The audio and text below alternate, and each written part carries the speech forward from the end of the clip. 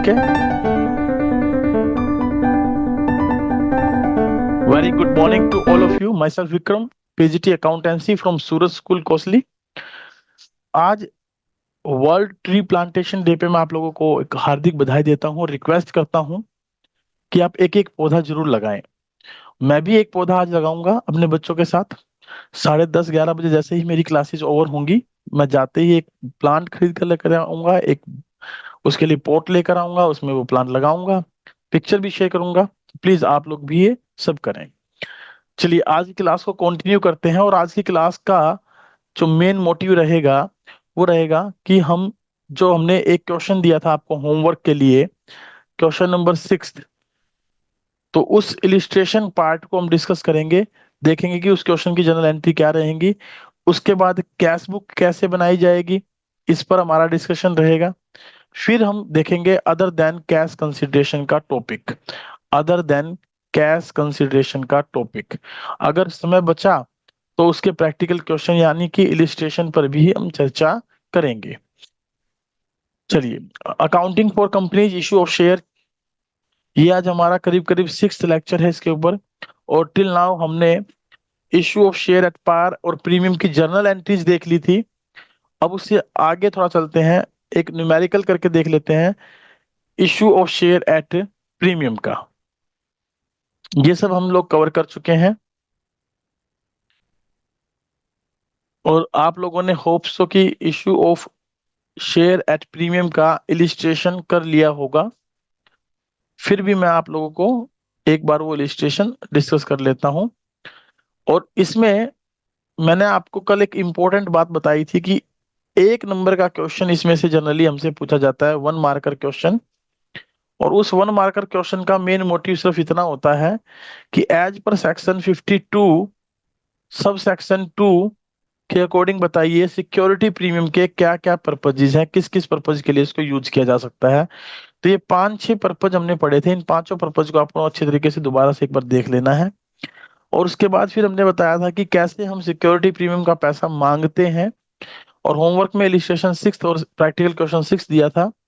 Security premium मैंने आपको बताया था कि अगर कुछ भी ना बताया गया हो तो आप अलॉटमेंट पे ड्यू करेंगे, और रिसीविंग की एंट्री में उसको शो नहीं करते, लेकिन ड्यू की एंट्री पे शो करते हैं। और अगर वो इसके अलावा कहीं पर भी बता दे आपको प्रीमियम का पैसा, तो उसको आप वहां पर एडजस्ट करके चलेंगे।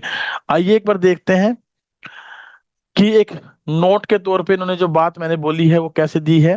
लिखा है normally it is mentioned in the question as to when the security premium is receivable, कि ये बताता है कि प्रीमियम का पैसा कहां पर रिसीवेबल होगा। नॉर्मली ये बताता है either it is payable on application or allotment or calls.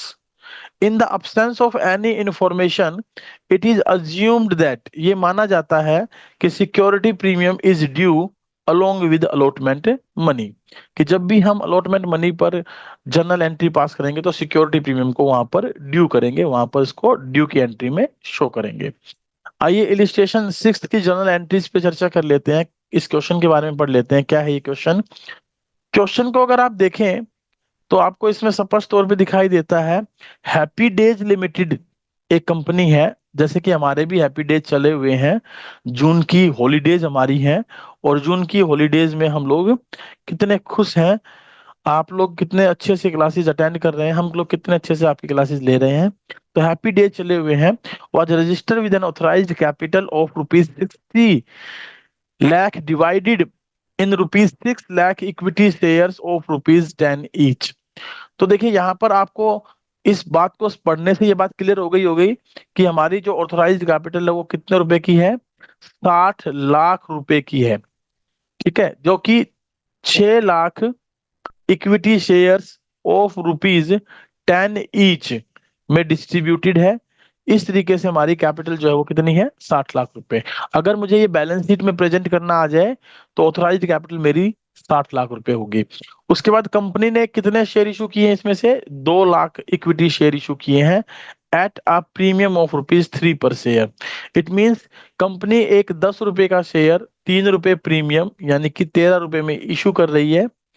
और इस इशू करने के बाद जो पैसे की डिमांड है वो कैसे कर रही है? एप्लीकेशन पर 4 रुपए, अलॉटमेंट पर 5 रुपए, जिसमें लिखा है स्पष्ट तौर पर इंक्लूडिंग प्रीमियम। तो यहां पर आप कैपिटल का पैसा और बता दीजिए मुझे सिक्योरिटी प्रीमियम का पैसा कितना कितना लिया जाएगा। उसके बाद लिखा है फर्स्ट कॉल 2 रुपए की और फाइनल कॉल 2 रुपए की। तो कुल मिलाकर 5 4 9 और 4 13 रुपए का हमारा एक शेयर बन जाता है, जो कि इशू प्राइस है। और इसका जो फेस वैल्यू है वो कितनी है, 10 रुपए। तो 10 रुपए में ये 4 रुपए मेरे फेस वैल्यू में से हैं, ये 2 रुपए मेरे फेस वैल्यू में से हैं, ये 2 रुपए मेरे फेस वैल्यू में से हैं। अगर हमें ना पता लगे तो जो फेस वैल्यू उसको जोड़ लो, 4 2 6 और 2 8, टोटल फेस वैल्यू 10 रुपए है। तो इसका मतलब अलॉटमेंट में 2 रुपए फेस वैल्यू है और 3 रुपए का प्रीमियम है। तो इस तरीके से 5 रुपए हमारे ये बनते हैं। इनको हम कंटिन्यू करेंगे। अभी कहता है all the shares were subscribed, सारे शेयर सब्सक्राइब्ड हो गए। तो यहां पर इसका मतलब इशूड कैपिटल कितनी हो गई, 2 लाख शेयर हम इशू कर रहे हैं। 2 लाख शेयर, एक शेयर कितने का था, 10 रुपए का।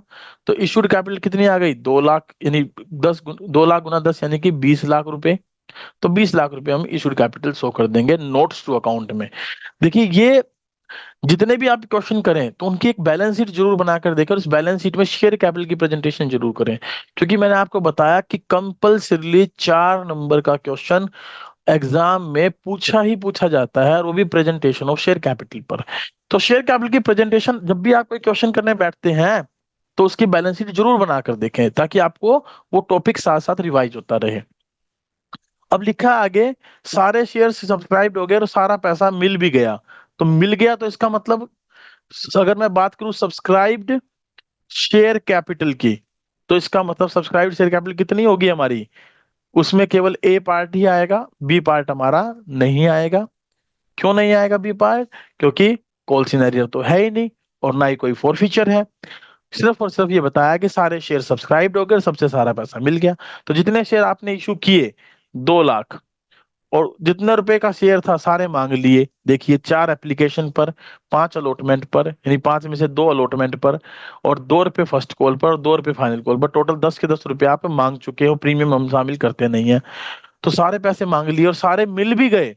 तो इसका मतलब subscribed and fully paid up capital भी कितनी हो जाएगी, 20 लाख रुपए, जिसको क्या बैलेंस शीट में शेयर होल्डर फंड के अंदर शेयर कैपिटल में नोट नंबर डालकर शो कर देंगे। तो this is the presentation of your balance sheet.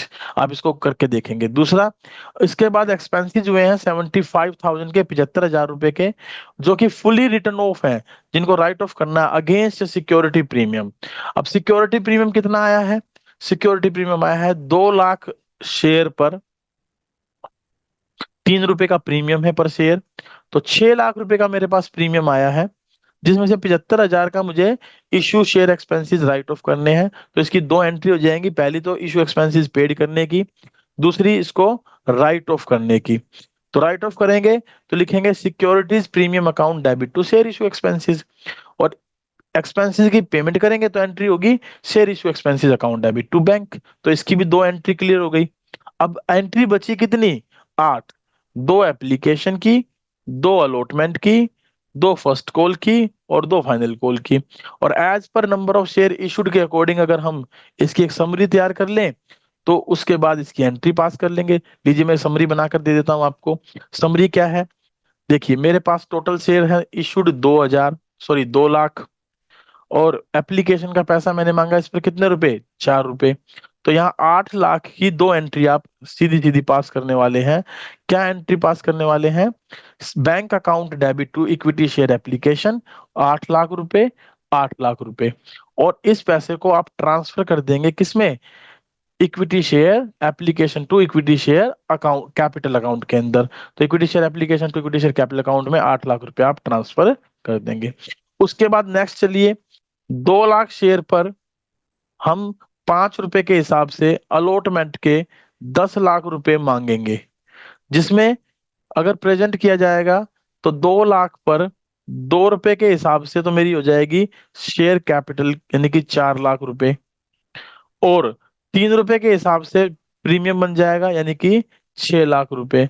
तो एक एंट्री बन जाएगी share allotment account debit to share capital और टू सिक्योरिटीज प्रीमियम। आइए तीसरी एंट्री चेक कर लेते हैं। Equity share allotment to equity share capital to securities premium 10 lakh रुपए, 4 लाख रुपए, 6 लाख रुपए। उसके बाद इसको रिसीव करना है, कहीं पर कोई एरियर वेरियर है नहीं, तो सारा पैसा मिल जाएगा, रिसीव हो जाएगा, तो सीधी एंट्री हो जाएगी bank account debit to equity share allotment 10 lakh रुपए, 10 लाख रुपए। इसमें कोई समस्या नहीं है। आगे चलिए, आगे हम देखते हैं कि 2 लाख शेयर पर, कितने शेयर पर, 2 लाख शेयर पर हमारी फर्स्ट कॉल थी 2 रुपए की, जो कि बनी 4 लाख रुपए। तो 4 लाख की दो एंट्री, एक ड्यू की और एक एंट्री ड्यू की और दूसरी एंट्री रिसीविंग की, हम पास कर देंगे। तो पहले ड्यू की एंट्री करें, equity share first call to equity share capital 4 lakh, 4 lakh. अब इसे रिसीव कर लें, bank account debit to equity share first call 4 lakh, 4 lakh. ऐसे ही फाइनल कॉल की ड्यू करेंगे 2 रुपए के हिसाब से और फिर इसको रिसीव करेंगे, 4 लाख से ड्यू, 4 लाख से रिसीव, क्योंकि सारा पैसा हमें मिल गया था। और ये दो एंट्री मैं आपको स्टार्टिंग में बता ही चुका। शेयर इशू एक्सपेंसेस को बैंक से पहले पेड करिए, फिर सिक्योरिटी प्रीमियम अकाउंट से इसको राइट ऑफ कर दीजिए। अब इसमें हमसे ये भी पूछा गया था कि prepare bank account, prepare bank account, आपको बैंक अकाउंट भी बनाकर दिखाना है।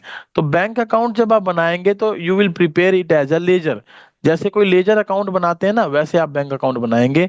अब लेजर अकाउंट में कैसे बनाते हैं, जहां जहां बैंक की ट्रांजेक्शन है वो सारी एंट्रियां बैंक अकाउंट में आ जाएंगी।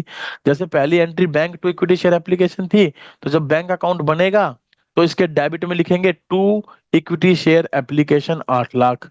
फिर अलॉटमेंट की रिसीविंग की थी, तो वहां लिखेंगे to equity share allotment 10 lakh. फिर फर्स्ट कॉल के 2 लाख मिल 4 लाख रुपए मिले थे, तो to equity share first call. फिर फाइनल कॉल के मिले थे, तो to equity share final call. फिर 75,000 की पेमेंट हुई थी, तो लिख देंगे बाय शेयर इशू एक्सपेंसेस, और बैलेंस बच जाएगा। टोटल हमारे पास कैपिटल कितनी आई है, मतलब टोटल अमाउंट कितना आया है, 2 लाख गुना में 13 इज इक्वल टू 26 लाख रुपए आए हैं। और 26 लाख में से 75,000 हमने एक्सपेंसेस के पेड कर दिए हैं, तो टोटल बचेंगे मेरे पास बैलेंसिंग फिगर में 25,25,000 रुपए। तो 25,25,000 रुपए आप देखिए कैसे बैंक अकाउंट प्रिपेयर करेंगे। बैंक अकाउंट बनाएंगे, इक्विटी शेयर एप्लीकेशन 8 लाख आई थी, अलॉटमेंट 10 लाख आई थी, first call 4 lakh, share second and final call 4 lakh, expenses 75,000 के हुए थे, डिफरेंस कर देंगे, ये बैलेंस बन जाएगा बैंक अकाउंट का। बैलेंस शीट मैं आपको बता ही चुका। हैप्पी डेज लिमिटेड की बैलेंस शीट बनानी है, तो उसमें ध्यान रखिएगा, हमने केवल और केवल शेयर कैपिटल की प्रेजेंटेशन सीखी है कि शेयर कैपिटल कैसे दिखाते हैं। लेकिन मैंने आपको कल बताया था कि सिक्योरिटी प्रीमियम को शेयर होल्डर फंड के अंदर रिजर्व एंड सरप्लस में दिखा देते हैं। और यहाँ पर आप देखिए कितना रिजर्व एंड सरप्लस में सिक्योरिटी प्रीमियम आया था मेरा 6 लाख रुपए का, और उसमें से मैंने राइट ऑफ कितना कर दिया, 75,000। तो बचा कितना, 5,25,000। तो ये अभी अभी हमने एंट्री करके देखा और उससे हमने जजमेंट भी लिया। कैपिटल हमारी 20 लाख एज इट इज आ जाएगी, क्यों, क्योंकि 2 लाख जो शेयर इशू थे उस पर कहीं कोई एरियर नहीं था और 10 रुपए का एक शेयर था, तो फेस वैल्यू हम यहाँ शो करते हैं, तो 2 लाख रुपए शो कर देंगे। अब करंट असेट्स में देखिए cash and bank account, cash and cash equivalent में कैश एट बैंक हमारा बना है, और वो कितना बना है, 5,25,000 का बैलेंस, तो वो हमने यहाँ लिख दिया। दोनों तरफ हमारा बैलेंस बराबर हो जाएगा। 1 2 3 ये जो नोट नंबर है उनको इस तरीके से आप मेंटेन करेंगे। सबसे पहले शेयर कैपिटल का प्रेजेंटेशन, ऑथराइज्ड इशूड, इशूड के साथ ही क्या लिख दिया, subscribed and fully paid up, क्योंकि कोई एरियर तो है नहीं, तो हम इसको सारे तीनों कैपिटल को एक जैसा लिख सकते हैं, कोई दिक्कत वाली बात इसमें है नहीं। Reserve capital, reserve and surplus में सिक्योरिटी प्रीमियम 5,25 कैसे है वो मैंने आपको बता दिया। कैश एट बैंक में 25,25,000 कैसे है वो हमने बैंक अकाउंट के पता कर लिए। सो अगर मैं आपको ये बताऊं, मतलब ये आपसे डिस्कस करूं कि हमारे सिलेबस में केवल और केवल कैपिटल की प्रेजेंटेशन है, कैपिटल की प्रेजेंटेशन है, इसके अलावा कोई और प्रेजेंटेशन है नहीं। लेकिन आपको फिर भी पता होना चाहिए कि इसकी मेजर हेडिंग और सब हेडिंग क्या है। तो मेजर हेडिंग और सब हेडिंग का एक चैप्टर हम पार्ट बी के चैप्टर 1 में भी पढ़ेंगे। लेकिन यहाँ पर अगर आपको थोड़ा सा आइडिया होकर चल जाता है, पता लग जाता है, तो आने वाले पार्ट बी के चैप्टर 1 में काफी आपको मदद मिलेगी। तो नोट देखो, नोट स्पष्ट तौर पे दिया हुआ है इसके बारे में, क्या, only the presentation of share capital, Only the presentation of share capital in company's balance sheet is part of syllabus. Do not present the full balance sheet, as the full balance sheet presented in the box in this chapter is meant only for your enriched learning. केवल ये आपकी knowledge को बढ़ाने के लिए है और आपको पता भी होना चाहिए। चलिए, देखिए ये तो हमने पैसा मंगवाया चार डिफरेंट डिफरेंट कॉल्स के ऊपर, जिसमें दो तो हमारी इंस्टॉलमेंट एप्लीकेशन अलॉटमेंट की थी, दो कॉल थी first and second final call. अब अगर सारा का सारा पैसा एक साथ ले लिया जाए, it may be noted that if full amount of a share received in one installment, the amount should be credited to share application and allotment account। सारा पैसा एक ही अकाउंट से डेबिट कर देंगे instead of share application account. तो इसका मतलब हम ज्वाइंट अकाउंट ओपन करेंगे। यहाँ पर क्या करेंगे? ज्वाइंट अकाउंट ओपन करेंगे। किसका? शेयर एप्लीकेशन एंड अलॉटमेंट का। चलिए, एक सेवंथ इलिस्ट्रेशन देखते हैं इसके बारे में। क्या लिखा है सेवंथ इलिस्ट्रेशन के अंदर? यहाँ लिखा है Satyam limited invited for 10,000 equity shares. Invited का मतलब क्या होता है? इशूइंग। Issuing 10,000 equity share. कितने रुपए का? एक है 100 रुपए का। किस पे इशू कर रहे हैं? एट प्रीमियम ऑफ 20 पर शेयर। तो कुल मिलाकर 120 में इशू कर रहे हैं। The whole amount was payable on application. कह रहा सारा पैसा एप्लीकेशन में मिल गया। The issue was fully subscribed. और जब इशू फुली सब्सक्राइब्ड हो तो आपको वैसे ही समस्या नहीं होनी चाहिए, दिक्कत नहीं होनी चाहिए। तो यहाँ पर केवल और केवल कितनी एंट्री होंगी? दो जर्नल एंट्री। एक एंट्री तो आपको एप्लीकेशन अलॉटमेंट का पैसा रिसीव करने की करनी है, दूसरी एंट्री आपको उसके पैसे को ट्रांसफर करने की करनी है। किसमें? शेयर कैपिटल अकाउंट में। तो क्या एंट्री होंगी आइए देखते हैं। हमारे पास 10,000 शेयर हैं। 10,000 शेयर पर एक शेयर 100 प्लस 20 120 में इशू कर रखा है। तो बैंक में पैसा आ जाएगा, bank account debit to equity share application allotment 12 lakh. 12 lakh.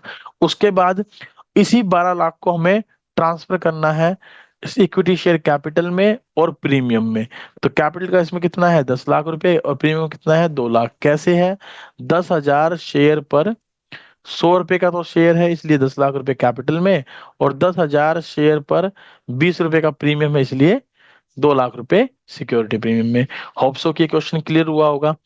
आइए नेक्स्ट जो मैंने आपसे बात की थी टॉपिक सीखेंगे यूज ऑफ कैश बुक। अब देखिए यूज ऑफ कैश बुक को मैं सिंपली आपको डिफाइन करूं तो आप इससे सिर्फ एक ही बात समझें कि कैश बुक जब भी बनाई जाएगी तो बैंक की ट्रांजैक्शन आप जर्नल में पास नहीं करेंगे, बैंक की जर्नल एंट्रीज पास नहीं करेंगे, सिर्फ और सिर्फ ड्यू की एंट्री आप लोग पास करेंगे। किसकी एंट्री पास करेंगे? Only due. ओनली ड्यू की एंट्री आप पास होंगी। जहां पर भी बैंक की कोई ट्रांजैक्शन बनती दिखाई देगी तो that will directly transferred to cash book. और आप लोगों ने 11th में कैश बुक का टॉपिक पढ़ा भी था, समझा भी था, तो उसके अकॉर्डिंग आप इसको भूलना नहीं। लिखा है cash book is prepare to record cash transactions even though cash and bank transactions. ठीक है, इसलिए हम इसको शॉर्ट में लिख देते हैं CB। Cash transactions, banking transaction दोनों आती हैं इसके अंदर। If a student is asked to prepare a cash book in the question, entries of cash transactions must be recorded in the cash book only, and those transactions which are not related with cash are recorded in the journal। तो उनको हम journal में record करके चलेंगे। चलिए question number 8 illustration number 8 को पढ़ते हैं और उसकी एंट्रीज पर फोकस करते हैं। एक लिमिटेड कंपनी ने ऑफर्ड किए। ऑफर्ड का मतलब क्या था बताया था मैंने? इशूड। इनवाइट। तो इशूड किए 1 lakh equity share of ₹10 each at a premium of ₹2 पर शेयर। तो अगर कैपिटल प्रेजेंटेशन आए तो 1 लाख इक्विटी शेयर हम इशू कर रहे हैं, तो 1 लाख गुना 10 यानी कि 10 लाख रुपए के तो मैंने इक्विटी शेयर इशू किए हैं। ठीक है, और कह रहा है कि 50,000 8% प्रेफरेंस शेयर भी इशू कर रहे हैं एट पार पर। तो इसका मतलब 50,000 गुना में दस 5 लाख रुपए के प्रेफरेंस शेयर इशू कर रहे हैं। तो टोटल 10 प्लस 5 15 लाख रुपए की, 10 लाख प्लस 5 15 लाख रुपए की मेरी शेयर कैपिटल प्रेजेंटेशन में आ जाएगी। Issued share capital authorised given नहीं है तो उसको ब्लैंक छोड़ देंगे। इशूड आ जाएगी 15 लाख रुपए। अब देखते हैं जितना शेयर हमने इशू किया उन पे सारा पैसा मिल गया या नहीं मिला। तो इन्होंने कहा कि हमने इक्विटी शेयर पर पैसा मांगा कुछ इस तरीके से। एप्लीकेशन पर 3 रुपए, अलॉटमेंट पर 5 इंक्लूडिंग प्रीमियम। तो प्रीमियम अगर शामिल है तो यहाँ लिख देंगे 3 + 2 क्योंकि प्रीमियम के 2 रुपए हैं तो बाकी 3 रुपए कैपिटल के हैं। 4 रुपए फर्स्ट कॉल, और प्रेफरेंस शेयर पर पैसा मांगा 3, 4 और 3, टोटल मिलाकर 10 रुपए। All the shares were fully subscribed and called up and paid up. लीजिए मेरी समस्या ही खत्म कर दी। बैलेंस शीट में ऑथोराइज्ड है नहीं, इश्यूड मैंने आपको बता दी, और थर्ड नंबर पर subscribed and fully paid up दिखा देंगे। इक्विटी शेयर इतने रुपए, ऑफ रुपीज इतने रुपए, प्रेफरेंस शेयर इतने रुपए, ऑफ रुपीज इतने रुपए, और दोनों को जोड़ के बाहर निकाल देंगे। ये आ जाएगी मेरी subscribed and fully paid up and called up capital. ये हो गई बैलेंस शीट की प्रेजेंटेशन। अब आइए इसकी जर्नल एंट्री पर चलते हैं, और कह रहा है कैश बुक बनानी है। तो कैश बुक बनानी है तो भाई पहले आप कैश बुक मैं ऊपर यहाँ बनाते हुए चलता हूँ। कैश बुक में क्या क्या आएंगी पहले वही लिख देता हूँ, क्योंकि उसकी एंट्री लिखना सबसे आसान है इस क्वेश्चन के लिए फिलहाल। क्योंकि इस क्वेश्चन के अंदर मेरे पास सारा पैसा मुझे मिल गया, सारे शेयर सब्सक्राइब हो गए हैं। तो आप देखिए, जब एप्लीकेशन का पैसा इक्विटी शेयर पर रिसीव करेंगे तो एंट्री करेंगे क्या, bank account debit to equity share application. और प्रेफरेंस शेयर पर करेंगे तो क्या करेंगे, bank account debit to preference share application. तो दोनों को मिलाकर अगर एक एंट्री करनी पड़े तो क्या करेंगे, bank account debit to equity share application to preference share, यानी 8% प्रेफरेंस शेयर एप्लीकेशन। तो टोटल यहां पर आ जाएगा to to equity share application to 8% preference share application, और मल्टीप्लाई करा देंगे इसको तो 1 लाख से, इसको तो 1 लाख से, और इसको 50,000 से। तो कुल मिलाकर इसके आ जाएंगे हमारे पास 3 लाख रुपए, और इसके आ जाएंगे हमारे पास 1,50,000 रुपए। तो ऐसे ही हमें अलॉटमेंट और फर्स्ट कॉल की एंट्री को लिख देना है। टू इक्विटी शेयर अलॉटमेंट, और 8% प्रेफरेंस शेयर अलॉटमेंट, और ऐसे ही 2 first call equity share first call, और 2 प्रेफरेंस शेयर फर्स्ट कॉल। तो टोटल मिलाकर जो रुपया आएगा वो आप इसको मल्टीप्लाई करते हुए लिख दें, 1 लाख, 1 लाख, 50,000, 50,000। इससे आप इसको मल्टीप्लाई करके यहाँ पर मेंशन कर देंगे। ठीक है, तो ये पैसा जो आएगा उसको जोड़ लें, खर्चे कोई है नहीं। तो टोटल जो यहाँ पैसा बचेगा by balance broad down, by balance broad down वो कितना बचेगा, 1 लाख इक्विटी शेयर पर कुल मिलाकर 5 और 4 9 और 3 12, 12 से मल्टीप्लाई कर लें, और 50,000 प्रेफरेंस शेयर पर 10 से मल्टीप्लाई कर लें। तो टोटल हमारे पास आ जाएगा 12 लाख जमा में 6 लाख, टोटल 18 लाख रुपए मेरा कैश एट बैंक का बैलेंस आ जाएगा। और जर्नल एंट्री क्या है, सारी की सारी ड्यू की एंट्री है। ड्यू की एंट्री कैसे होती है, जो इक्विटी शेयर एप्लीकेशन मिली वो debit to equity share capital, जो प्रेफरेंस शेयर मिली थी एप्लीकेशन का वो debit to 8% preference share capital. ऐसे ही allotment, preference share allotment to equity share capital, और इक्विटी शेयर पर प्रीमियम भी था, और टू 8% प्रेफरेंस शेयर कैपिटल। ऐसे ही अगर हम आगे चलें तो equity share first call account debit 8% preference share first and final call account debit to equity share capital to 8% preference share capital. हो गई जनरल एंट्री। आप इसकी कैश बुक देख सकते हैं, 17 लाख रुपए बन रहे हैं। एक बार जरा चेक कर लो, मैंने कैलकुलेशन में तो गलती नहीं कर दी। ये थे 4 3 7 और 3 10, अच्छा 10 थे, तो 10 पंजे 50 बनते हैं, सॉरी 5 लाख रुपए बनेंगे ये, और ये बनेंगे 12 लाख रुपए। तो टोटल बनेंगे कितने, 17 लाख रुपए, 17 लाख रुपए। तो ये 17 लाख रुपए की आपकी बैलेंस बच जाएगा कैश बुक के अंदर, बाय बैलेंस सीडीएम करके दिखा देंगे। यह हमारा क्वेश्चन हुआ खत्म। चलिए नेक्स्ट, हमने बताया था शेयर्स को आप डिस्काउंट पर इशू नहीं कर सकते। लिखा है issue of shares at discount, issue of shares at discount. तो शेयर को डिस्काउंट पे इशू करने के बारे में क्या बताया है, आइए थोड़ा समझ लेते हैं। इसमें बताया गया है कि when a share is issued at price which is less then its face value, तो उसको बोलते हैं issue of share at a discount, issued at a discount. For example, if share of nominal value of rupees 100 is issued at 95, then it is said to have been issued at a discount of 5%. But prohibition on issue of shares at a discount, लेकिन shares को discount पर issue करने के लिए पाबंदी लगाई गई है as per section 53 of company act 2013, जिसके बारे में मैं पहले भी जिक्र कर चुका हूं। Company would no longer be permitted to issue of shares at discount. The only shares that can be issued at a discount are sweat equity shares. केवल स्वेट इक्विटी शेयर्स है जिनको हम डिस्काउंट पे इशू कर सकते हैं। To, वो भी किसको, एम्प्लॉइज को या डायरेक्टर्स को, इन लीव ऑफ देयर सर्विसेज, उनकी सर्विसेज के बदले में, under section 54 of 2000 act, company act 2013। तो सेक्शन 54 के अकॉर्डिंग हम किसको इशू कर सकते हैं डिस्काउंट पर? स्वीट इक्विटी शेयर्स को। और नॉर्मली शेयर्स डिस्काउंट पे इशू नहीं किए जाते, नो लॉन्गर परमिटेड, उनको कोई परमिशन नहीं दी गई है।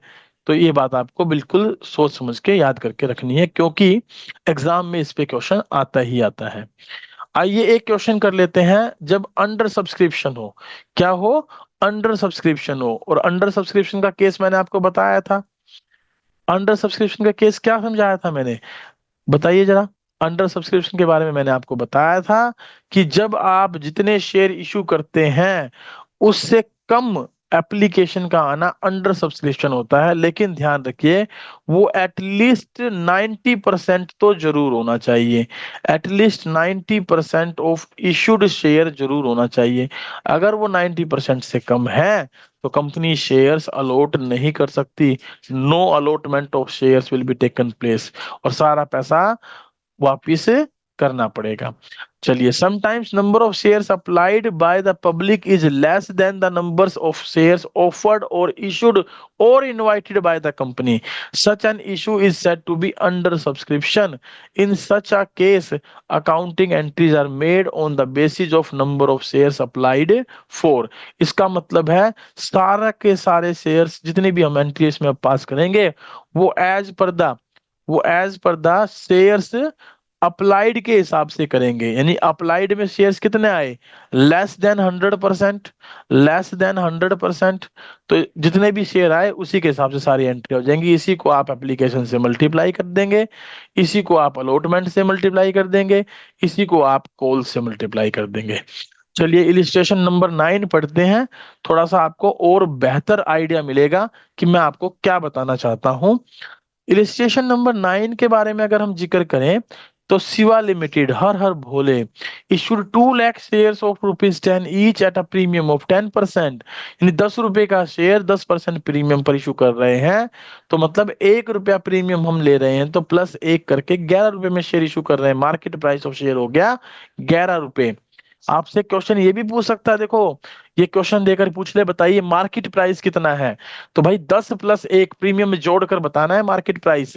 Payment were to be made on application rupees 5 including premium. अब की बार क्या कर दिया इसने, प्रीमियम का पैसा एप्लीकेशन पर ले लिया। इसका मतलब हम यहाँ लिखेंगे 4 जमा 1।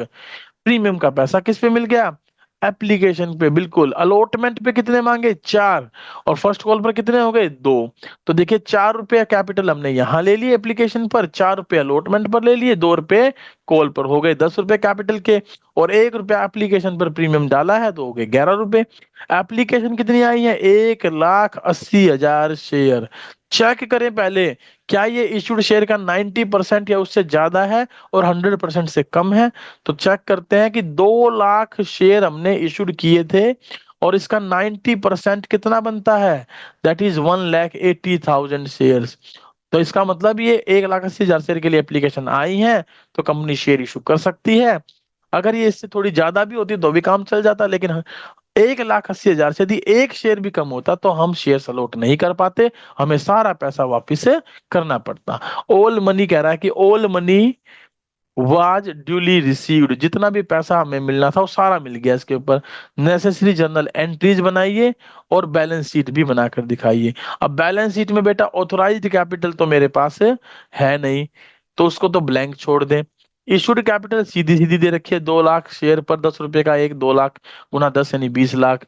और सब्सक्राइब्ड कैपिटल में स्पष्ट बता दिया कि subscribed and fully paid up है, subscribed but not fully paid up नहीं है। तो ये कितनी है, 18 यानी 1,80,000 शेयर गुणा में 10 रुपए का शेयर है तो 18 लाख रुपए। तो 18 लाख रुपए की मेरी शेयर कैपिटल में क्या आ जाएगी, प्रेजेंटेशन। ये तो हो गई बैलेंस शीट की बात। अब इसकी करते हैं जर्नल एंट्री। तो देखिए 1,80,000 एप्लीकेशन आई और इस पर एप्लीकेशन का पैसा कितना था, 5 रुपए। तो 9 लाख रुपए मुझे डायरेक्ट मिल जाएंगे। और मैंने आपको बताया था कि प्रीमियम केवल ड्यू की एंट्री पे शो किया जाता है, रिसीविंग की एंट्री पे प्रीमियम शो नहीं करते। तो इसलिए क्या एंट्री हुई है हमारी, bank account debit to share application. नाम नहीं दिया हो तो you can use equity share application, और अदरवाइज ब्लैंक छोड़ देंगे तो भी कोई समस्या नहीं है। तो 9 लाख हमने रिसीव कर लिए। अब इस 9 लाख को जब ट्रांसफर करेंगे, इस 9 लाख रुपए को जब आप ट्रांसफर करेंगे तो इसमें 1,80,000 पर 4 रुपए तो कैपिटल के हो जाएंगे और 1 रुपया सिक्योरिटी प्रीमियम का। आइए दूसरी एंट्री चेक कर लेते हैं। देखिए दूसरी एंट्री में क्या लिखा है, 9 लाख कैप हमारा टोटल अमाउंट था, 4 रुपए के हिसाब से 7,20,000 कैपिटल, 1,80,000 सिक्योरिटी प्रीमियम। आगे हमने 4 लाख रुपए के हिसाब से, सॉरी 4 रुपए के हिसाब से अलॉटमेंट मांगी है। तो 180 मल्टीप्लाइड बाई 4, 7,20,000 रुपए अलॉटमेंट पे हो गए। शेयर कैपिटल कितने की है, 1,80,000 गुना 4। अब इसको एज इट इज हम रिसीव कर लेंगे क्योंकि कोई एरियर वगैरह है नहीं। ये एरियर एरियर क्या है सर, देखो बेटा, जब मैं बात करता हूं एरियर की तो इसका मतलब होता है whenever a shareholder is not able to make the payment of it is any call, तो उसे बोलते हैं एरियर। तो एरियर क्या होता है, जब कोई शेयर होल्डर ड्यू डेट पर अपनी किसी कॉल का पैसा या इंस्टॉलमेंट का पैसा नहीं दे पाए तो उस पैसे को हम डाल देते हैं कॉल्स इन एरियर में, कॉल्स इन एरियर में। और उस पैसे को रिसीव करने के लिए 14 दिन का नोटिस देते हैं फाइनल। और अगर उन 14 दिन में भी वो पैसा नहीं दे पाए तो इन शेयर को कर लिया जाता है फोरफिट, इनको फोरफीचर में डाल दिया जाता है। तो bank account debit to allotment मिल जाएंगे। अब बताइए लास्ट कॉल 2 रुपए की थी, तो फाइनल कॉल 180 गुना 2, 1,80,000 गुना 2, 3,60,000 से ड्यू हो गई और 3,60,000 हमें मिल गए। और उसके बाद ये बैलेंस शीट है इसकी, आप बैलेंस शीट देख लीजिए। आपको बैलेंस शीट में ध्यान रखना है केवल और केवल क्या प्रेजेंट करनी है, शेयर कैपिटल। आप सिर्फ शेयर कैपिटल की प्रेजेंटेशन दिखाएंगे, इसके अलावा आपको कोई प्रेजेंटेशन शो नहीं करनी है। ठीक है, वैसे अपनी नॉलेज को बढ़ाने के लिए आप ये पूरी भी कर सकते हैं। चलिए, ये देखिए नोट में बार बार एक ही बात दे रहा है। क्या बात दे रहा है कि as discussed earlier only the presentation of share capital in the company's balance sheet is a part of syllabus and not the preparation of full balance sheet. As such, full balance sheet is presented in the box. This chapter is meant for enriched learning. केवल enriched learning के लिए है। आइए आज का जो एक और इम्पोर्टेंट टॉपिक हमने कहा था हम डिस्कस करेंगे, that is issue of issue of shares for consideration other than cash. देखिए अदर देन कैश कंसिडरेशन में हम शेयर्स को 3 तरीके से इशू कर सकते हैं। पहला तरीका हमारा क्या रहेगा, to the promoters, to the promoters, हम प्रमोटर्स को शेयर इशू कर दें। दूसरा तरीका हमारा रहेगा टू अंडर राइटर्स, हम अंडर राइटर्स को शेयर इशू कर दें। और तीसरा तरीका रहेगा to the vendors, to the vendors, creditors, creditors जिनसे हमने कोई उधार में एसेट्स परचेज किया है उनको इशू कर दें। तो सबसे पहले हम बात करेंगे issue of shares other than cash consideration के मीनिंग पर। It is not necessary to issue of shares only for cash. A company may issue fully paid shares for consideration other than cash in the following circumstances. पहली circumstances क्या है, issue of share at to the promoters।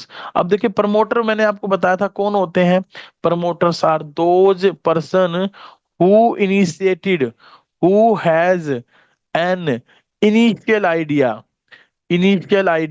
about to start a organization or a company।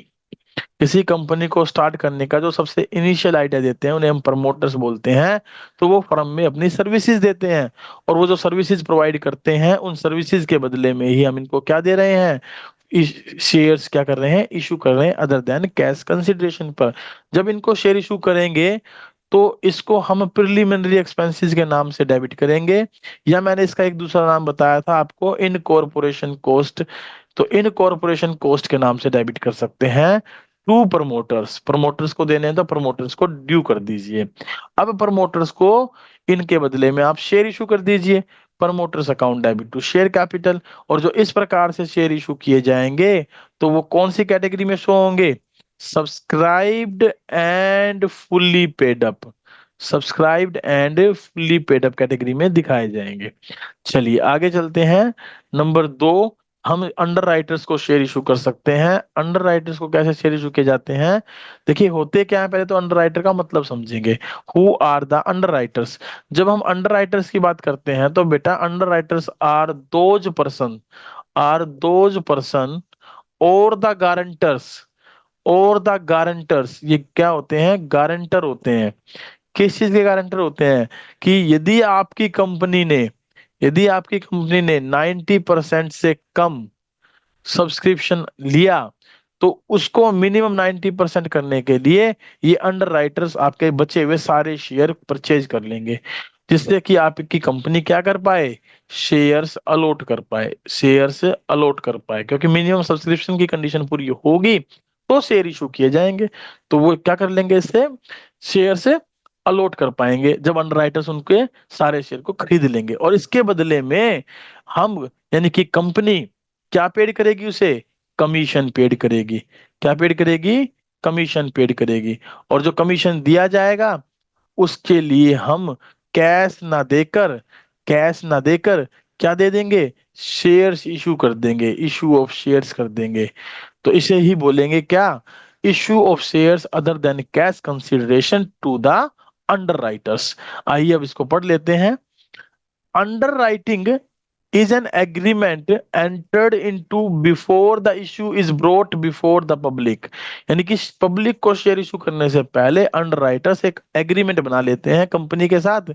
If the shares or debentures are not taken up by public in full, then underwriters will have to take up and pay for such part of shares or debentures which the public has not applied for, जिसके लिए public ने applied नहीं किया। And the person or institution or which service rendered guarantee or undertake the issue are known as underwriters. यानी वो person या वो institution जो इस प्रकार की गारंटी दे रहा है तो उसे क्या कहेंगे? अंडर राइटर्स कहेंगे। और इस गारंटी के बदले में उसे हम एक कमीशन की अमाउंट देंगे। ठीक है। फॉर द गारंटी और द कमीशन द कंपनी में allot shares to the underwriters to pay their commission, and when the shares are allotted to discharge underwriting commission the following entries will be passed. तो कैसे share issue करेंगे? इसमें हम दो journal entry पास करके चलेंगे। पहले तो उनके कमीशन को पेबल करेंगे और एंट्री होगी underwriting commission account debit to underwriters account. फिर ये हमने लिख दिया अंडर राइटिंग कमीशन ड्यू, और फिर उनको इनके बदले में शेयर्स दे देंगे। तो शेयर देने की एंट्री क्या होगी? Underwriters account debit to share capital. और हमने जितने भी शेयर दिए हैं, जिस भी प्राइस पे दिए हैं, वो उसकी नरेशन इसके अंदर डाल देंगे। चलिए एक इंपॉर्टेंट नोट दिया है, इस इंपॉर्टेंट नोट को देखिए जरूर एक बार। क्या है लिखा? Incorporation costs or preliminary expenses or underwriting commission is written off in the year in which they occur first from security premium, if it is absent then from statement of a PNL, surplus in statement of PNL। तो दो ही जगह से हम इन तीनों खर्चों को क्या करते हैं? राइट ऑफ करते हैं। साथ ही साथ आप एक दो एलिमेंट और लिख लें। क्या? जैसे कि discount on issue of debentures को भी हम सिक्योरिटी प्रीमियम से राइट ऑफ करेंगे। अगर वो नहीं है तो स्टेटमेंट ऑफ PNL से राइट ऑफ होगा। ऐसे ही premium on redemption of preference share और डिबेंचर्स, इनकी पेमेंट करने के लिए जो प्रीमियम दिया जाएगा उसका भी रिटर्न ऑफ हम को यहीं से करते हैं। तो आपसे ये सिक्योरिटी प्रीमियम के यूजेस पूछ सकता है, तो इस यूजेस में आप लिख सकते हैं कि प्रिलिमिनरी एक्सपेंसेस की पेमेंट करने में किया जाता है।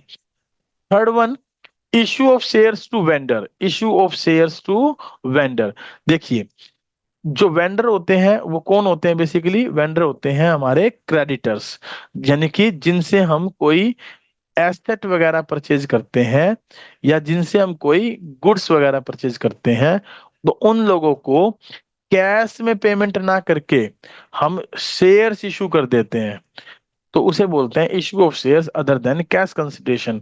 और यहाँ आप इसको इम्पोर्टेंटली मार्क कर लें, क्योंकि एग्जाम में इसका क्वेश्चन आता है। और एक नंबर पर, दूसरे नंबर पर फिर आप इसको इम्पोर्टेंटली मार्क कर लें, क्योंकि ये सेम टॉपिक हमारा इशू ऑफ डिबेंचर्स के चैप्टर में भी आता है। तो वहां पर और यहाँ पर जो जर्नल एंट्री बताई जाएंगी वो सेम बताई जाएंगी।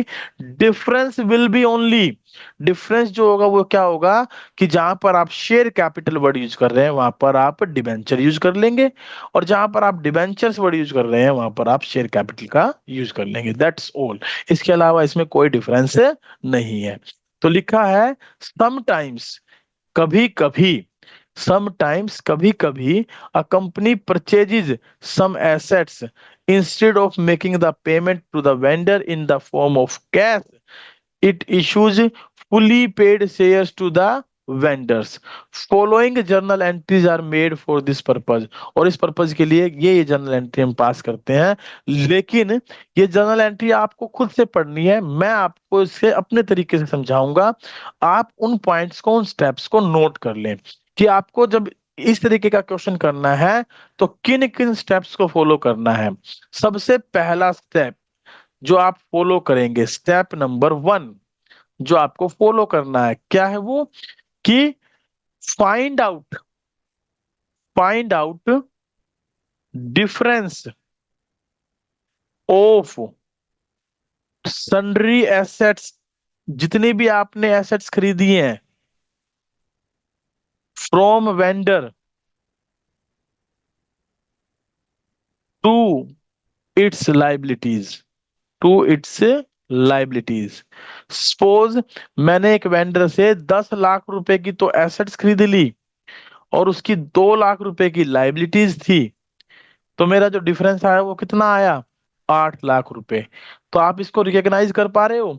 ये मेरी एसेट्स हैं, ये मेरी लाइबिलिटीज हैं, तो इसका मतलब मुझे उसे जो टोटल कैपिटल की पेमेंट करनी है, जो उसका पैसा पेड करना है, वो कितना करना है? 8 लाख रुपए।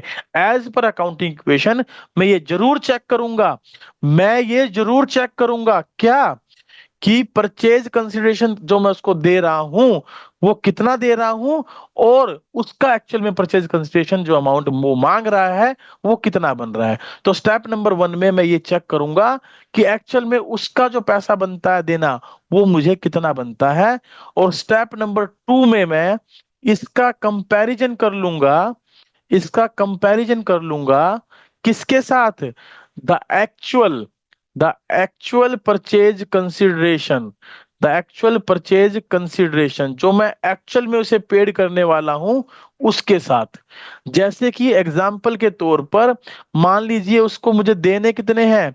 8 लाख रुपए, उसके अकॉर्डिंग जिससे मैं बिजनेस खरीद रहा हूं, जिस वेंडर से मैं कोई एसेट खरीद रहा हूं, उसके अकॉर्डिंग मुझे उसे 8 लाख रुपए देने हैं वेंडर को।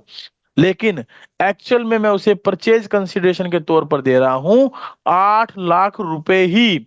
तो इसमें कोई डिफरेंस नहीं है, तो कोई डिफरेंस नहीं है तो डिफरेंस हो जाएगा नील, और डिफरेंस का कोई नाम नहीं होगा, डिफरेंस का कोई नाम नहीं होगा। हमारे लिए इजी काम हो जाएगा।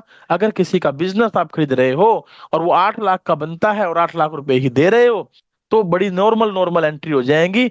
और एंट्री करने की बात जो आएगी वो कैसे आएगी? एंट्री करने की जो बात आएगी वो कैसे आएगी? सबसे पहले उसका बिजनेस खरीदा जाएगा, बिजनेस खरीदा जाएगा तो उसमें लिख देंगे sundry assets account debit to vendor का नाम जिससे आप खरीद रहे हो। अगर उससे केवल एसेट्स खरीद रहा हूं तो ये एंट्री, लेकिन अगर उससे एसेट्स के साथ साथ लाइबिलिटीज भी खरीद रहा हूं तो sundry assets account debit to sundry liabilities और टू वेंडर का नाम। जैसे कि इस क्वेश्चन में 10 लाख की एसेट खरीदी है, 8 लाख की लाइब सॉरी 2 लाख रुपए की लाइबिलिटी, तो 8 लाख रुपए वेंडर के बनते थे और 8 लाख ही दे रहा हूं, तो वेंडर को जो क्रेडिट करना है वो परचेज कंसिडरेशन के अमाउंट से करना है आपने। तो यहाँ 8 लाख आ गए। अब इसमें वेंडर की जो पेमेंट जाएगी वो कितने रुपए जाएगी, 8 लाख रुपए। तो आइए समझते हैं वेंडर की 8 लाख की पेमेंट कैसे की जाएगी। हम लिख देंगे वेंडर अकाउंट डेबिट, हम लिख देंगे वेंडर अकाउंट डेबिट टू, या तो पेमेंट करता मैं बैंक से, लेकिन बैंक से ही पेमेंट कर दी तो फिर क्या मतलब हुआ issue of share other than cash consideration का। तो यहाँ पर उसको मैं क्या दे रहा हूँ, शेयर दे रहा हूँ।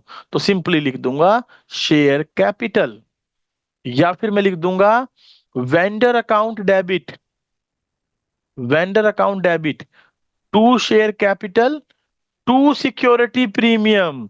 जी हाँ, वेंडर को भी शेयर या तो एट पार पर इशू किया जा सकता है या फिर एट प्रीमियम पर इशू किया जा सकता है। तो पार पर करेंगे तो ये नॉर्मल एंट्री हो जाएगी हमारी, और अगर प्रीमियम पर करेंगे तो टू सिक्योरिटी प्रीमियम साथ में अटैच्ड हो जाएगा। आइए इस बात को समझने के लिए एक छोटा सा इलिस्ट्रेशन नंबर 10 देख लेते हैं। X limited purchase the business of Y limited ₹9 lakh. Simple सीधा लिखा है कि एक्स लिमिटेड ने परचेज किया है किसका बिजनेस, वाई लिमिटेड का, कितने रुपए में, 9 लाख रुपए में। तो 9 लाख हमारा क्या बन गया, परचेज कंसिडरेशन। और वाई के अकॉर्डिंग भी ये 9 लाख ही बनता होगा, इसलिए उसने 9 लाख का बिजनेस बेच दिया। Payable in fully paid, equity shares और जो भी शेयर्स हम इशू कर रहे हैं 10 रुपए का एक, और इनको इशू करने के लिए कहा गया है कि ये शेयर एट पार पर इशू किए गए या एट प्रीमियम पर इशू किए गए। तो इनकी एंट्रीज क्या होंगी आइए चेक करिए। पहले तो हम एंट्री कर देंगे sundry assets account debit to vendor limited 9 lakh 9 lakh. मैंने बताई थी कि अगर आप लाइबिलिटीज परचेज नहीं करेंगे तो आप एक नॉर्मल एंट्री पास कर देंगे sundry assets account debit to vendor, और उसके बाद दूसरी एंट्री अगर एट पार पर शेयर दे रहे हैं तो वेंडर टू शेयर कैपिटल, और अगर आप प्रीमियम पर शेयर दे रहे हैं तो vendor account debit to share capital to security premium. लीजिए चेक कर लेते हैं, पहले केस में हम उसको एट पार पर शेयर दे रहे हैं तो वाई लिमिटेड कितने रुपए से क्रेडिट हुआ था, 9 लाख से, तो 9 लाख से डेबिट हो जाएगा, और टू शेयर कैपिटल 9 लाख से ही क्रेडिट हो जाएगा। अब ये 9 लाख से जो क्रेडिट हुआ है ना, तो इसमें आपको चेक करना पड़ेगा कितने number of equity shares issue किए हैं इसको। तो उसके लिए एक फॉर्मूला लिख लेंगे, amount payable, amount payable to vendor dividing by issued price of a security, issued price of a security. यहाँ सिक्योरिटी का मतलब शेयर से हो सकता है या डिबेंचर से हो सकता है। तो यहाँ 9 लाख रुपए की मुझे पेमेंट करनी है, और मैं एक शेयर इशू कर रहा हूँ 10 रुपए का 10 रुपए में। तो मैं उसको कितने शेयर इशू कर रहा हूँ, 90,000 शेयर। नरेशन देखिए, issue of 90,000 fully paid share of ₹10 each to the vendor. अगर मैं इनको ये शेयर इशू कर रहा हूँ किस पर, प्रीमियम पर, प्रीमियम पर, तो एंट्री वही होगी वाई लिमिटेड अकाउंट डेबिट, ये 9 लाख से ही डेबिट होगा, शेयर कैपिटल और सिक्योरिटी प्रीमियम आ जाएंगे। और यहां पर पहले हम कैलकुलेट करके देखेंगे कितने शेयर हम इसको इशू करने वाले हैं। यहाँ पर एक शेयर 10 रुपए का 25% प्रीमियम पर इशू हुआ था, मतलब 12.5 रुपए में इशू हो गया। तो इसको हमने 72,000 शेयर इशू करने हैं। तो शेयर कैपिटल में आ जाएगा आपका 72,000 शेयर गुना में 10 रुपए, और प्रीमियम में आ जाएगा 72,000 गुना में 2.5 रुपए। तो ये प्रीमियम के हो जाएंगे। तो इस तरीके से हम इलिस्ट्रेशन नंबर 10 कंप्लीट कर लेंगे। तो होप सो कि इलिस्ट्रेशन 10 आपको समझ में आई होगी। अब यहाँ पर देखिए, मैंने आपसे बात की थी कि अगर 8 लाख के बदले में मैं 8 लाख दे दूं तो ये एंट्री ऐसी होंगी, लेकिन अगर 8 लाख के बदले में मैं उसको 10 लाख रुपए देने तय कर दूं तो मैं 2 लाख रुपए उसको क्या कर रहा हूं, एक्स्ट्रा पेड कर रहा हूं। भाई एक्स्ट्रा पेड क्यों कर रहे हो, जब वो 8 लाख में बिजनेस देने को तैयार है? नहीं नहीं, वो 8 लाख में देने को तैयार नहीं है, वो 10 लाख में देने को तैयार है। इसलिए जो 2 लाख का डिफरेंस है वो क्या माना जाएगा, that is to be treated as the goodwill share, यानी उस व्यक्ति की ये गुडविल का पैसा जो हम उसे एक्स्ट्रा देंगे। और वहीं पर अगर 8 लाख के बदले में मैं उसको 7 लाख रुपए दे दूं तो 1 लाख रुपए का डिफरेंस आएगा जो कि मैं उसको कम दे रहा हूं। तो इसका मतलब मैंने उसके बिजनेस की वैल्यू कम आकी है। और अगर वो 7 लाख में देने को तैयार हो गया है तो मुझे 1 लाख का हो जाएगा कैपिटल रिजर्व, कैपिटल प्रॉफिट। तो इसको मैं डाल दूंगा कैपिटल रिजर्व के अंदर। आइए इससे रिलेटेड एक एग्जांपल देख लेते हैं, फिर हम अपनी क्लास को करेंगे वाइंड अप। इलिस्ट्रेशन 10th देखिए, इसमें लिखा है तुलिप लिमिटेड ने 50,000 शेयर 10 रुपए का एक credited as fully paid to promoters, ये प्रमोटर्स को इशू करने की बात हो रही है, और 30,000 शेयर टू द 10 रुपए का एक fully paid up to the underwriters, ये अंडरराइटर्स को देने की बात हो रही है। तो इनकी 4 जर्नल एंट्री आप सेल्फ करेंगे, ये मैं आपके लिए छोड़ रहा हूं, मैंने आपको बता दी थी 2 एंट्री इसकी होंगी, 2 एंट्री इसकी होंगी, तो 2 एंट्री आप देख भी लें, कोई दिक्कत वाली बात नहीं है, इसको मैं आप पर छोड़ रहा हूं। आइए नेक्स्ट क्वेश्चन पर चलते हैं। देखिए नेक्स्ट क्वेश्चन क्या है, इलिस्ट्रेशन नंबर 12, इसमें स्पष्ट तौर पे लिखा है कि प्रिंस लिमिटेड खरीदने वाला है, किससे, क्वींस लिमिटेड से। जी हाँ, प्रिंस और क्वीन दोनों की जोड़ी बन गई, प्रिंस ने क्वीन लिमिटेड से बिजनेस खरीद लिया, ए सम ऑफ ₹30 लाख, 23 लाख रुपए में, यानी कि परचेज कंसिडरेशन क्लियर कर दिया आपको कि हम 30 लाख रुपए उसको देंगे। पेबल 40% बाय चेक, जिसका 40% यानी कि 12 लाख रुपए मैं बैंक से पेड करूंगा, तो इसके लिए तो आप सिंपल लिख देंगे Queen limited account debit to bank 12 lakh रुपए। और कह रहा balance by issue of fully paid equity share of 100 each at 20% premium. अब तो बैलेंस बचा कितना, 30 माइनस 12, 18 लाख रुपए। 18 लाख रुपए में हम उसको क्या दे रहे हैं, 100 रुपए वाला शेयर 20% प्रीमियम, यानी 120 रुपए का। तो इसको 120 से आप डिवाइड कर दें, 6 दूनी 12, 6 तिये 18, 2 एकम 2, 2 पंजे 30, यानी 2 एकम 2, 2 पंजे 30, तो ये हो गए हमारे, जीरो कट जाएगी, 1 2 3, 15,000 शेयर ऑफ 100 ईच हम उसको दे रहे हैं, और प्रीमियम कितना है, 20 रुपए का। ठीक है, तो ये तो हो गई इसकी वो एंट्री जो हमने पेमेंट करनी है। लेकिन परचेज करने की एंट्री क्या है वो देखते हैं। अब परचेज करने की एंट्री में देखिए, बिल्डिंग खरीद रहा हूं 10 लाख रुपए की, 16 लाख में, तो 16 लाख की एंट्री आप कर लेंगे। प्लांट एंड मशीनरी खरीद रहा हूँ 5 लाख में, तो 5 लाख की एंट्री कर लेंगे। स्टॉक खरीद रहा हूँ 120% पर, यानी 20% बढ़ाकर एंट्री कर लेंगे। सन्ड्री डाटा खरीद रहा हूँ प्रोविजन घटाकर, तो प्रोविजन घटाने के बाद जो बचेगी उसको लिख लेंगे। और कैश एट बैंक ले रहा हूँ 1,20,000 में ही, सन्ड्री क्रेडिटर्स हैं 1,85,000 में, तो टोटल मैंने उसकी जो एसेट खरीदी वो कुछ इस तरीके से खरीद ली। बिल्डिंग 16 लाख रुपए की, प्लांट एंड मशीनरी 5 लाख रुपए की, स्टॉक 480 का, डेटर 3 लाख का, कैश एट बैंक 120 का, और इन सब का जो टोटल बनाएंगे वो टोटल करके देखो कितना बनता है, 16 और 5 21 और 4 25, 26 27 28 29 30, 30 लाख रुपए की टोटल मैं उसकी एसेट्स खरीद रहा हूं, 30 लाख रुपए में। और मैं उसको, उसके कुछ प्रोविजंस भी थे हमारे 15 लाख रुपए के। देखो यहाँ पर ये घटाकर लिख सकते हो डेटर की वैल्यू, या फिर सीधा लिख रहे हो तो 30 लाख बन रहे हैं, तो प्रोविजन क्रेडिट करना पड़ेगा।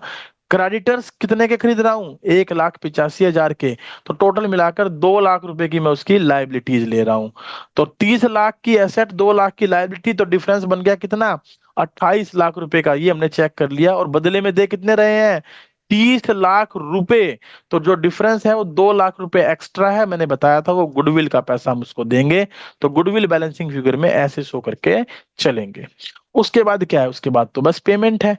पेमेंट कितनी करनी है, 30 लाख की, तो क्वीन लिमिटेड को पेमेंट कर देंगे आप कितने की, पहले 12 लाख की बैंक से, क्योंकि वो उन्होंने उसको चेक देने के लिए कहा था। अब जो 18 लाख की पेमेंट बची है, उसमें मैंने आपको बताया था कि 15,000 आप उसको शेयर देंगे, कैसे निकाले थे वो हमने कैलकुलेट करके देख लिए थे, और 15,000 शेयर पर ही 20 रुपए के हिसाब से प्रीमियम, तो 15 लाख रुपए कैपिटल में, 3 लाख रुपए प्रीमियम में, टोटल 18 लाख की पेमेंट। तो होप सो कि ये जो टॉपिक है आपको समझ में आया होगा बेटा। तो आपको बचे हुए इलिस्ट्रेशन 13 और उसके आगे 14 15 जो भी हैं वो आपको कंप्लीट करने हैं। तो आपका होमवर्क क्या है, आप issue of shares other than cash consideration के जितने भी इलिस्ट्रेशन है, प्रैक्टिकल क्वेश्चन है, एडिशनल क्वेश्चन है, ये सब आप कंप्लीट करके देखेंगे, इन सब को करके की प्रैक्टिस करेंगे, ताकि आपका ये टॉपिक कंप्लीट हो जाए। और मैं आपको बता दूं, ये टॉपिक 3 नंबर में एक क्वेश्चन 101% के तौर पे आता है। थैंक यू वेरी मच, आज की क्लास के लिए बस इतना ही। होप सो कि आपको समझ में आया होगा। आप अपनी क्लास कंटिन्यू करिए, इंग्लिश की क्लास को ज्वाइन करिए। Thank you very much.